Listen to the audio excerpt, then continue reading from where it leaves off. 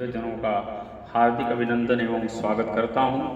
इस कार्यक्रम के अध्यक्ष त्रिपाठी जी जो एक कुशल प्रशासनिक अधिकारी के रूप में पूरे उत्तर प्रदेश के समस्त क्षेत्रों को सुशोभित कर चुके हैं, आज हमारे इस कार्यक्रम के अध्यक्ष के रूप में यहाँ विराजमान हैं। मैं आपका हार्दिक अभिनंदन एवं स्वागत करते हैं। इस कार्यक्रम के मुख्य अतिथि के रूप में अविनाश शर्मा जी जो भी आपके कुशल प्रशासनिक अधिकारी के रूप में अपने उत्तर प्रदेश समस्त क्षेत्रों को जो है आपने सुशोभित किया है, इस कार्यक्रम में मैं आपका हार्दिक अभिनंदन एवं स्वागत करते हैं। इस अखिल भारतीय संस्कृत विद्या परिषद के मंत्री परम श्रद्धेय गुरु प्रवर प्रोफेसर प्रयाग नारायण मिश्र जी जो इलाहाबाद विश्वविद्यालय में संस्कृत विभाग के अध्यक्ष पद को अलंकृत करते हैं, आपका भी मैं हार्दिक अभिनंदन एवं स्वागत करता हूं। इस लखनऊ विश्वविद्यालय के परम श्रद्धेय गुरु प्रवर राम सुंदर यादव जी जो यहाँ विराजमान हैं, आपका भी मैं हार्दिक अभिनंदन एवं स्वागत करते हैं। हमारे ज्योतिर्विज्ञान विभाग के वर्षा दीपक जी, रेखा शुक्ला जी और डॉक्टर अनिल कुमार पौरवाल जी, संस्कृत विभाग के डॉक्टर मन्नू सिंह जी, इस कार्यक्रम के कुशल संचालक पत्रिका जैन जी और ज्योतिर्विज्ञान के समस्त छात्रगण, मैं सभी का हार्दिक अभिनंदन एवं स्वागत करता हूँ। मूलतः ज्योतिष शास्त्र जो है हमारा प्रकाश का शास्त्र है, प्रकाश शास्त्र के रूप में जाना जाता है और काल शास्त्र कालस्य महिमा सर्वेषु शास्त्रेषु वर्तते काल विधान शास्त्रोगुणी ज्योतिषस्यैव प्रतिष्ठा वर्तते। तो इस समय हमारा जो विषय है होलिकोत्सव और 9 संवत्सर ज्योतिर का वैज्ञानिक विवेचन। तो इस समय होलिका दहन जो किया गया अभी पूर्व में व्यतीत हो चुका 24 मार्च 2024 को।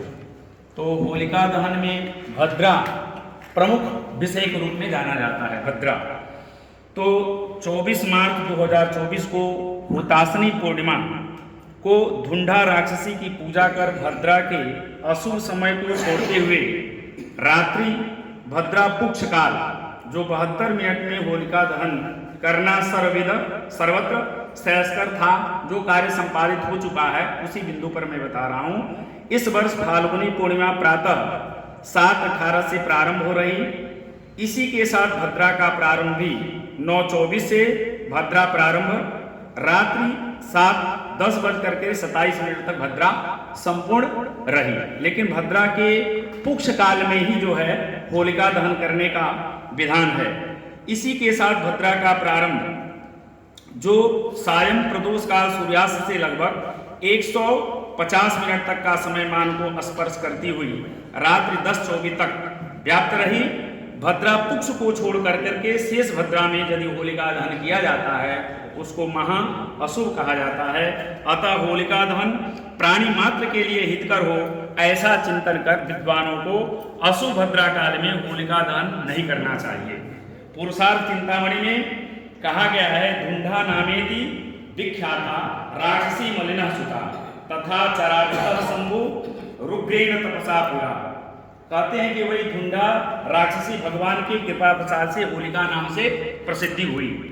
ततः प्रवृत्ति लोके अस्मिन् होलिका ख्यातिमागता सर्वदुष्टापहो होमः सर्वरोग शांतिदः क्रियते अस्याम द्विजय पार्थम तेन सा होलिका स्मृता।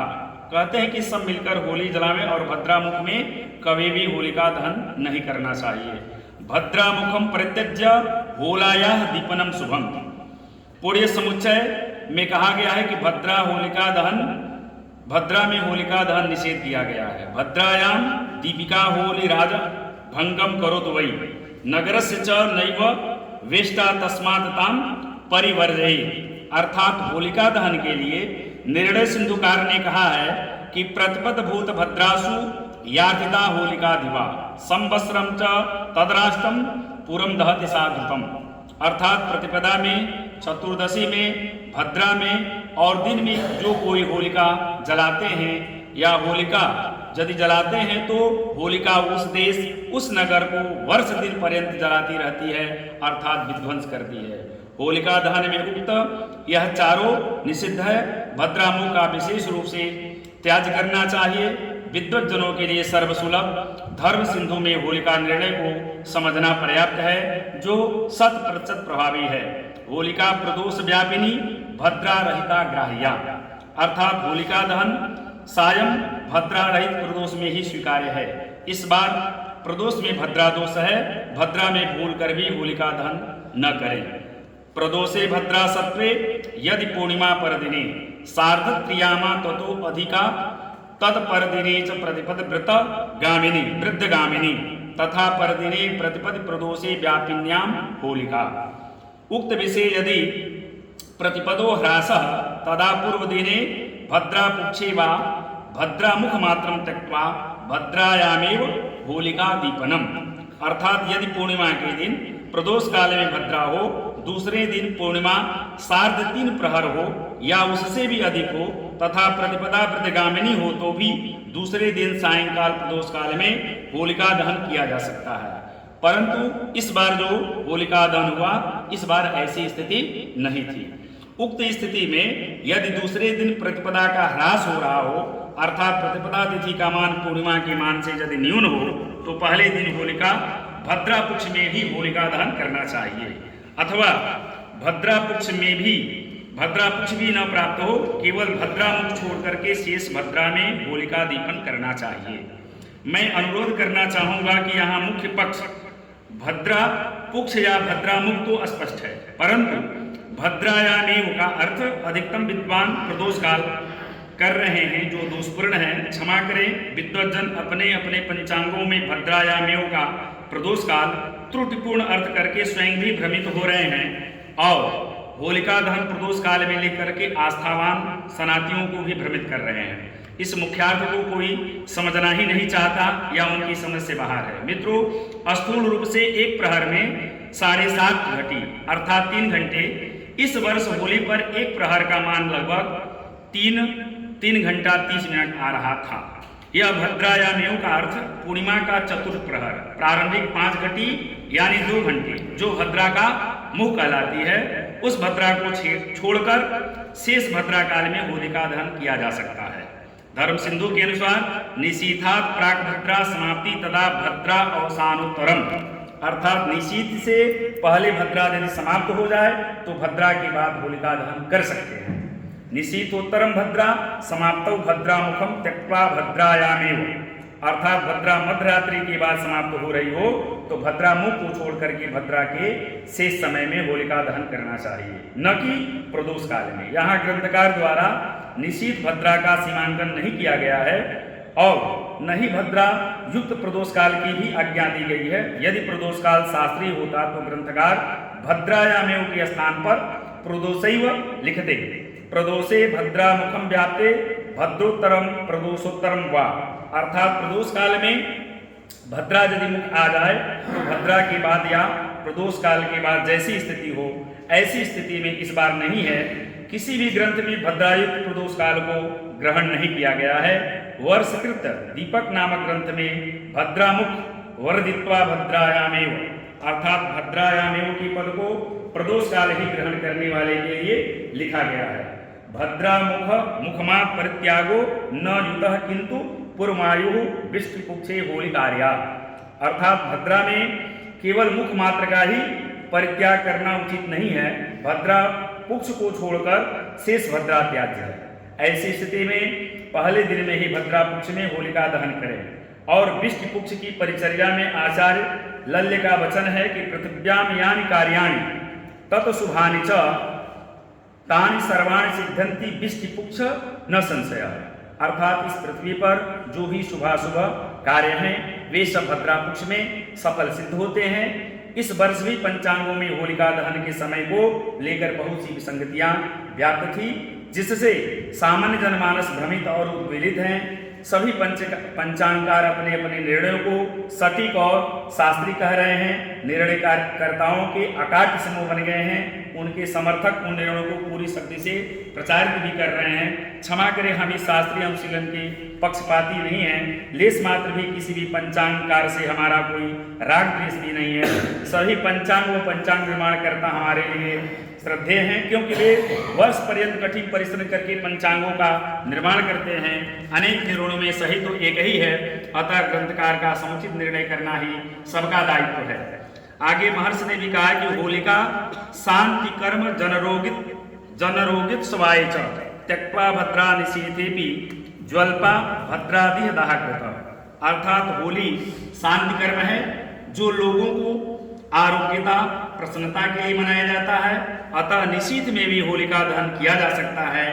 इसलिए कोई भी गृह शांति अनुष्ठान निशीथ में करने से दोष नहीं है, और जो निषिद्ध को अपनाते हैं वह सब व्यर्थ बताते हैं। भद्रायाम वेना कर्तव्ये श्रावणी फाल्गुनी था। श्रावणी नृपति हंती राष्ट्रम ग्रामम दहति फाल्गुनी। चंद्र राशि से भद्रा दिमास की स्थिति भी हमारे आचार्यों ने बताए हैं कि जब चंद्रमा कुंभ, मीन, कर्क और सिंह इन राशियों में रहता है उस समय भद्रा जो है पृथ्वी पर आती है, अर्थात मृतलोक में रहती है। मेष, वृष, मिथुन, वृश्चिक राशियों में चंद्रमा के रहने पर भद्रा स्वर्गलोक में रहती है, एवं कन्या, धनु, तुला और मकर राशियों में चंद्रमा के रहने पर भद्रा जो है पाताल लोक में रहती है। भद्रा जिस समय जहाँ रहती है वहाँ ही अपना शुभ और अशुभ फल प्रदान करती है। इससे यही सिद्ध होता है कि कुंभ, मीन, कर्क, सिंह राशियों की भद्रा पृथ्वी निवासियों के लिए अशुभ है। इसीलिए मेष, वृष, मिथुन, कन्या, तुला, वृश्चिक, धनु और मकर इन राशियों में इस लोक के वासी भद्रा जो है शुभ होती है। तो विशेष करके होलिका दहन में भद्रा ही जो है प्रधान है।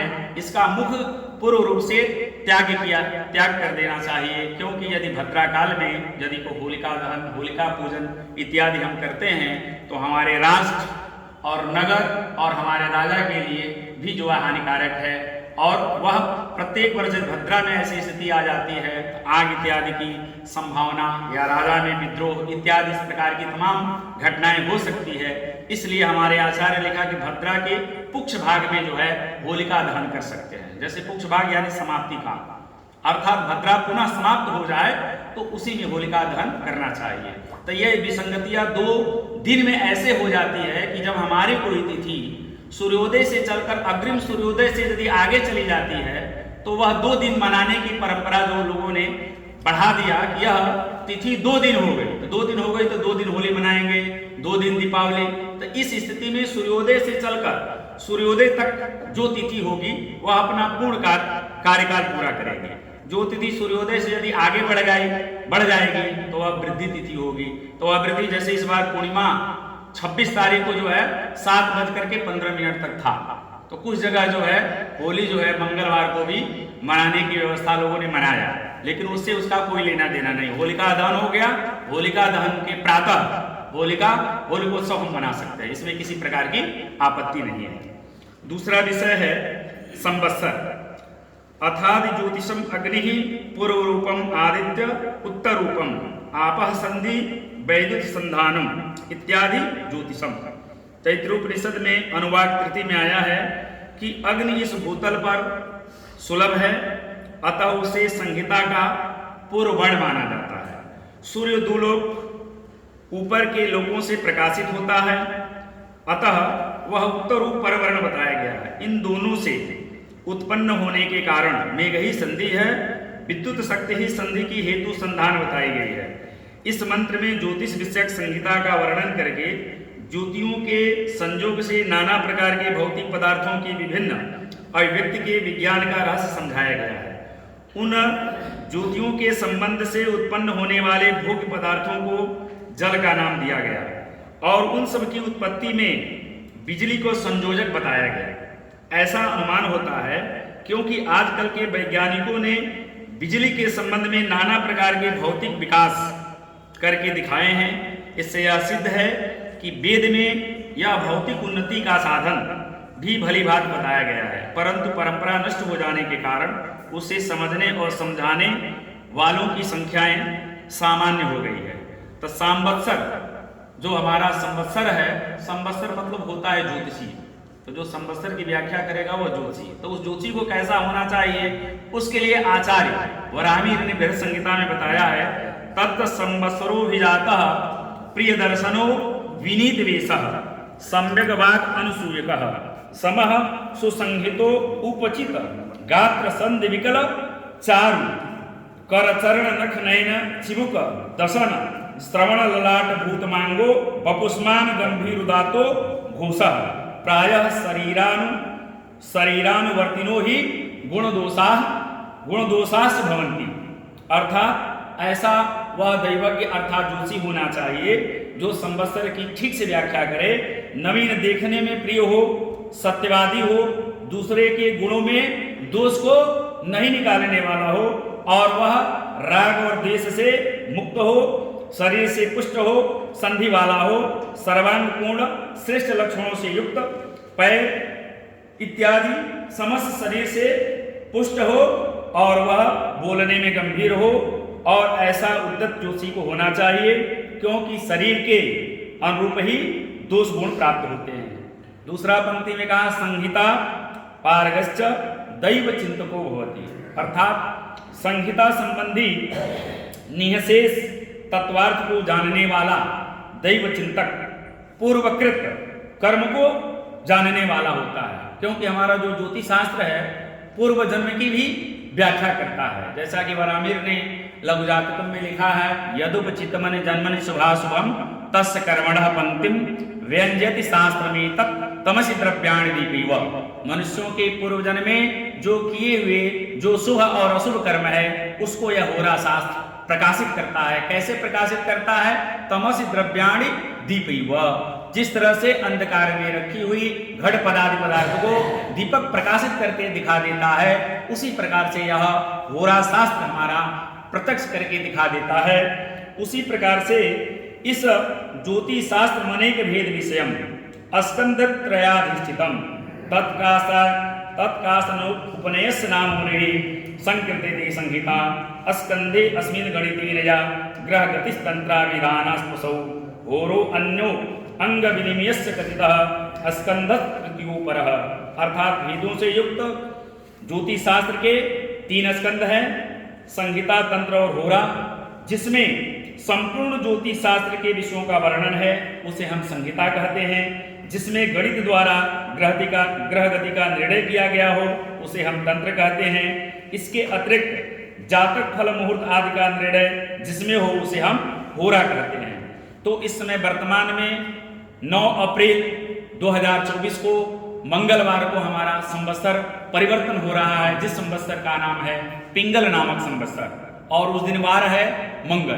तो जिस समय चैत्र शुक्ल प्रतिपदा को जो वार प्राप्त होता है वही उस वर्ष का अधिपति भी बन जाता है। तो पिंगल नाम संवत्सर, जिसकी बात जो है आचार्य वरामिर ने गृह संहिता में कहा है, एकादश युग पर्यंतम 5 एकादशे पिंगल काल युक्त सिद्धार्थ रौद्र खल दुर्मतिश्च आद्ये तु विष्टि महती सचौरा श्वासो हनुकंपयुतश्च काशः यत्काल युक्तम तदनेक दोषम सिद्धार्थ संगे बहवो गुणाश्च रौद्रोत रौद्र क्षयकृत प्रतिष्ठो यो दुर्मति मध्य वृष्टिकृत्सः। अर्थात एकादश अश्विन युग में पिंगल नामक जो संवत्सर 9 अप्रैल 2024 से प्रारंभ होगा, जिसका सामान्य फल है पिंगल नामक संवत्सर में अतिवृष्टि, चोरों के द्वारा भय, श्वास कंपित करने वाली खांसी। कालयुक्त संवत्सर में अनेक प्रकार के फल प्राप्त होते हैं।